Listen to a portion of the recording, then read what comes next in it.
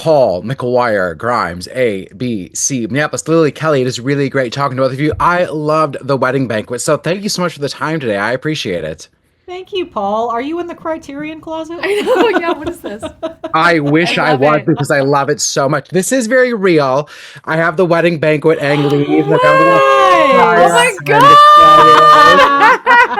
god! Now that begs me to ask Lily, when are we getting Killers of the Flower Moon on any sort of Blu-ray or 4K? We I need it. don't know. That's a question for Apple. Yes. Apple, please give it to Criterion. I hear that they want it. Oh my Yes, god. So does yes, the yes. entire Osage Nation, all of Indian country, and Martin Mm. Scorsese lovers. We want the hard copy. Please do Yes, that. we do. I'm gonna Yes. put this on social so y'all can share that too, so we can get Apple to Thank hear you. this. Yeah. Love Now, you, Lily, Apple, but please do it. yes, for sure. One of the things I love about this movie, and it's a theme I keep talking about in my own life, is this idea of chosen family. So, Lily, what does chosen family mean to you?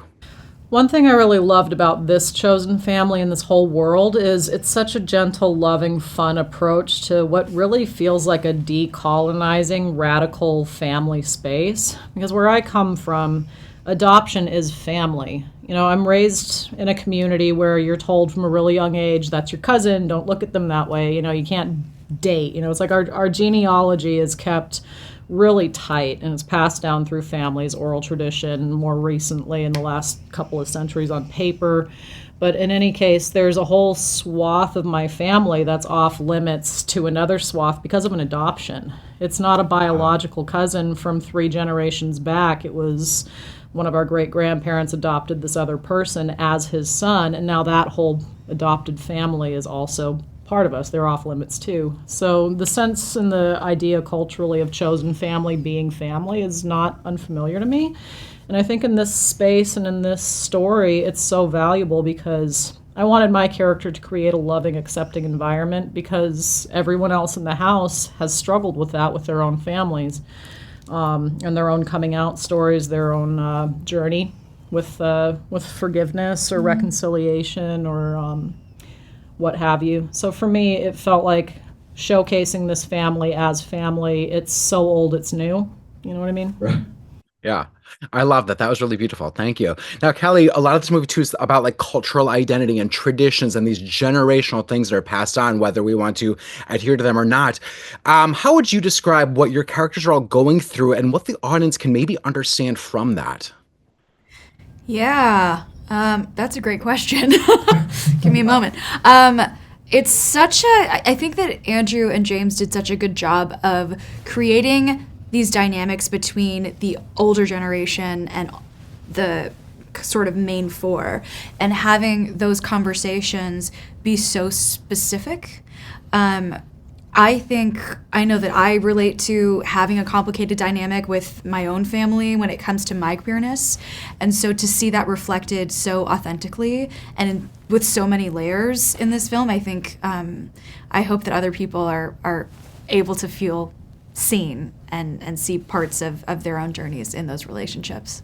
Absolutely. And we need more movies like this continually so that we all see ourselves on screen. Now, Lily, so many of us know you from like very heavy dramas, but I love seeing you doing comedy. And I feel like, do you think did you enjoy it? Was it refreshing to you, challenging? How did you kind of take to it?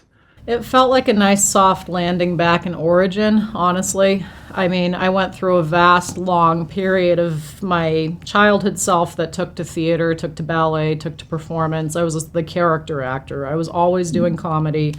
I was like the kid in class that you had to kind of like tell to calm down because she's distracting the other kids, sort of a thing. Like, I'm naturally a bit of an animated, goofy person in my own life. All of my friends who have seen this film have said this is the character that feels the most like hanging out with you.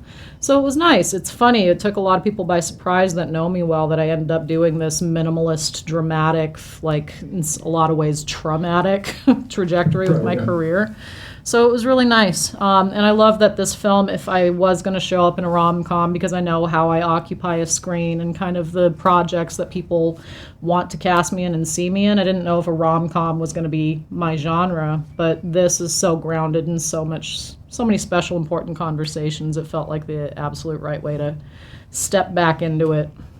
Absolutely. And that's great seeing you all in this genre of a rom-com too. It's really great casting. And you all have such easy rapport and the chemistry in that chosen family feels off screen as well. Now, Kelly, did you feel that happened just naturally as you were filming and getting ready? Maybe there's rehearsal. And how rare is that for a cast to really get along so well? Well, yes, first, I felt like it happened really naturally and really easily. We all came, I think, with the same goals in mind. We just wanted to tell this story in a true, honest, authentic way. And it was really easy to build camaraderie and become friends. That happened really, really quickly.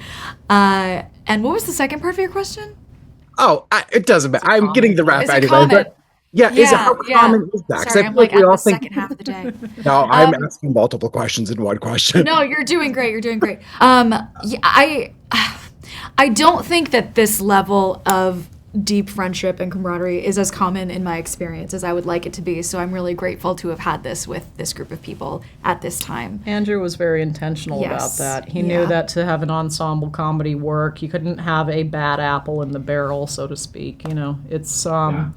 It's such a free fall acting anyway, and being able to trust each other and just be there for each other. It was pretty effortless in that sense. I love it. I'm getting the rap. Thank you both for the time today. And Lily, I was just Thank talking you, to Paul. show that I'm on about Under the Bridge and getting people to keep watching the show Thank too. you. Phenomenal too. So congrats on that as well.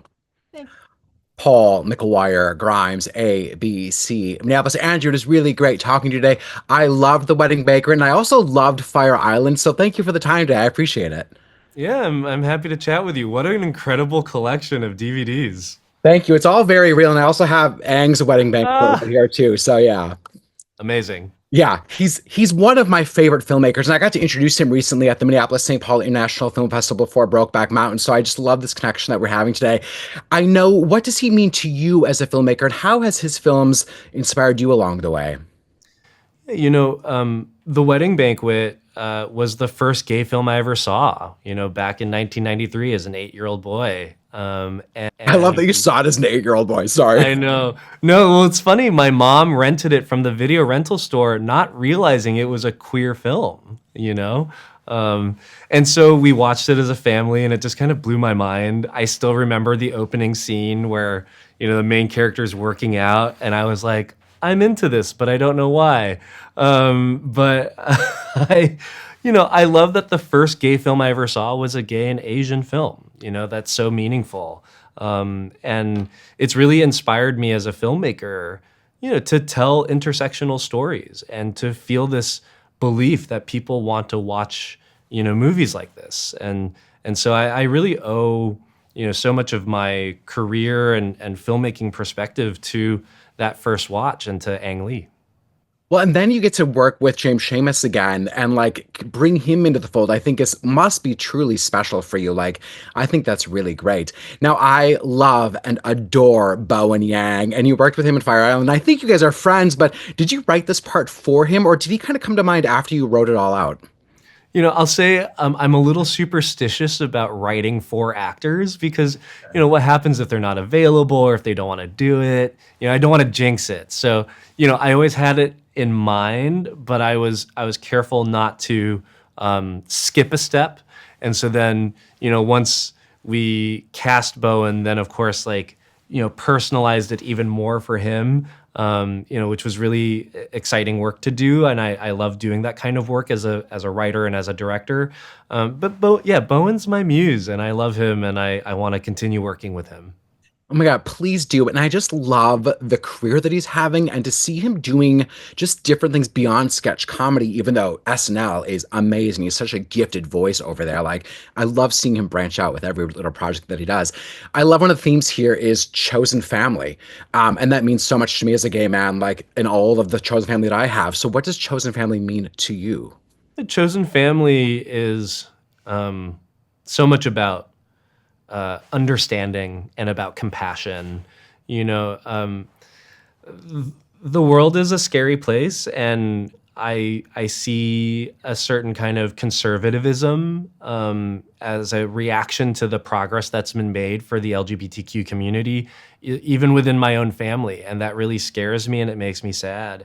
And I think with Chosen Family, you can build that strength that you need. You can find that vulnerability and generosity that you need so that you can heal and then go out there and try and mend other relationships, build other relationships and make the world a better place for this next generation. And so, it's always going to be a part of my work in some way, Fire Island, the wedding banquet, like it's an endlessly inspiring part of my life. 100%. I think it should be. This is great. Oh my God, I'm getting the wrap. Andrew, it is great talking to you. I hope we can get Fire Island on Blu-ray, or if you got any connections over to the people at Hulu, like I need a Blu-ray of that. So let's make that happen, please. I think it's okay if you get a bootleg. Okay, great. Please, I'll send you my address. Well, thanks, Andrew. I hope everyone loves The Wedding Banquet as much as I did. Thank you. Thank you. Thank you. I appreciate it.